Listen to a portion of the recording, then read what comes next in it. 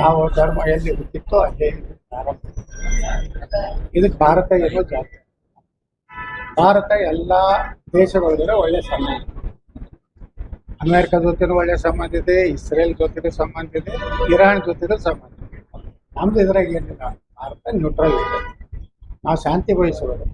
ಈ ರೀತಿ ಕಾದಾಡಕತ್ತವ್ರು, ಅಲ್ಲಿ ಕಾದಾಡೋದನ್ನ ಇಲ್ಲಿ ಮೆರವಣಿಗೆ ಮಾಡುವಂಥವ್ರು ದೇಶದ್ರೋಹಿಗಳು, ಮಹಾಮೂರ್ಖರು, ನಾಲಾಯಕರು.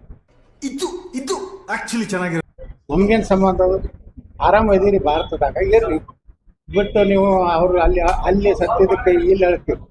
ಮತ್ತು ಹಂಗಾದ್ರೆ ಬಂಗ್ಲಾದಲ್ಲಿ ಹಿಂದೂಗಳ ಕೊಲೆ ಆಯ್ತಲ್ಲ, ಆ ಪಹಲ್ಗಾಮದಲ್ಲಿ ನಮ್ಮ ಹಿಂದೂಗಳು ಹೊಡೆದಾಗ ನೀವು ಕಣ್ಣೀರು ಹಾಕ್ತಾರೆ.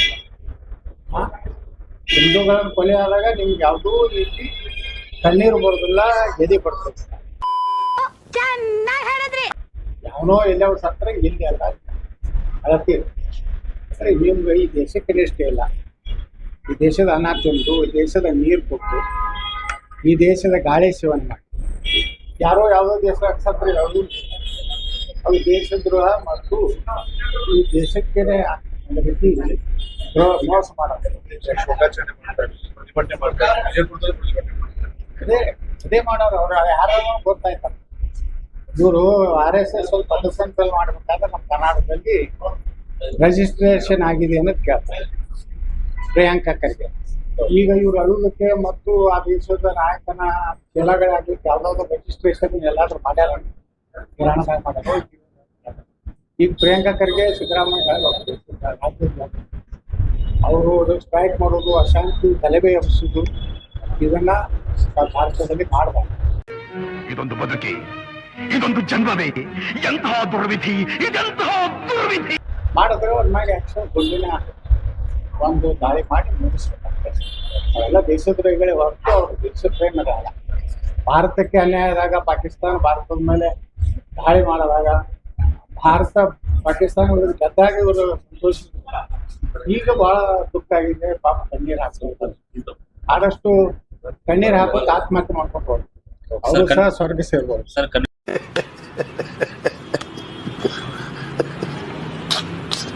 ಸಹಜ ಕನ್ನಡಿಗ ಇಡೀ ಜಗತ್ತು ತುಂಬ ಅದ.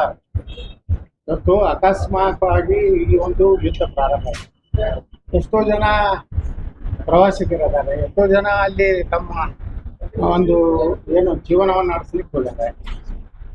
ಈಗಾಗಲೇ ಭಾರತ ಸರ್ಕಾರನು ಎಲ್ಲ ಕಡೆ ಅಲರ್ಟ್ ಮಾಡಿದೆ.